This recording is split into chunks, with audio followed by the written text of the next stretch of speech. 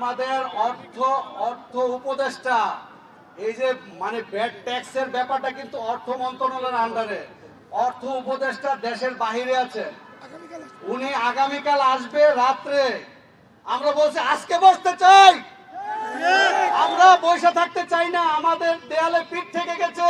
আমাদের ব্যবসা প্রতিষ্ঠান শাটডাউন এর অর্থ হইল যে আমাদের আন্দোলন চলমান। আমরা কিন্তু আন্দোলন ছেড়ে যাব না। ব্যবসা প্রতিষ্ঠান বন্ধ রেখে যেহেতু আগামী পরশুদিন সকালবেলা আমরা এনবিআর, বিটিআরসি, বাণিজ্য মন্ত্রণালয় এবং এর যে উপদেষ্টা মহোদয় উনি সহ আমরা আগামী পরশুদিন মিটিং করব। ঠিক এই জায়গায় আমরা মিটিং করব।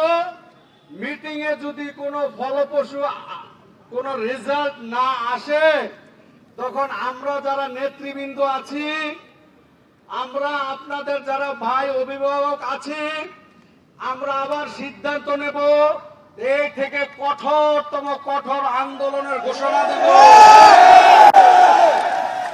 যেহেতু আমাদের সাথে আজকে কি বলে বিটিআরসির চেয়ারম্যান মহোদয় উনি অনেক আন্তরিক ছিলেন, উনি নিজে থেকে প্রত্যেকটা সংস্থার সাথে উনি কথা বলেছেন এবং উনি আশ্বস্ত করেছেন যে ভাই আমার বিটিআরসি অফিস ঘেরাও, আমি কিন্তু ট্যাক্স দেওয়ার লোক না, ট্যাক্স নেওয়ার লোকে এনবিআর, আমার ব্যবসার রাস্তা করে দেওয়ার কার দায়িত্ব বাণিজ্য মন্ত্রণালয়ের, ওনার কিন্তু না। যেহেতু ওনার এখান থেকে প্রজ্ঞাপনটা এসেছিল বিদায় আমরা ওনার এখানে আসছি, কি ঠিক সঠিক কিনা? যাই হোক, উনি দায়িত্ব নিয়ে যেহেতু আমাদের মিটিং এর অ্যারেঞ্জমেন্ট করছে, আমরা কিন্তু প্রত্যেকটা মন্ত্রণালয়ে চিঠি দিয়েছি।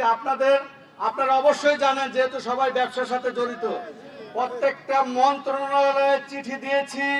সেই চিঠির রেজাল্ট আজকে আমরা এই জায়গায় পেয়েছি।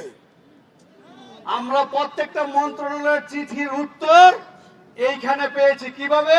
আমাদের অর্থ উপদেষ্টা এই যে মানে ব্যাড ট্যাক্সের ব্যাপারটা কিন্তু অর্থ মন্ত্রণালয়ের আন্ডারে।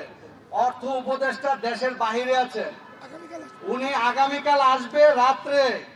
আমরা বলছি আজকে বসতে চাই, আমরা বসে থাকতে চাই না, আমাদের দেয়ালে পিঠ থেকে গেছে।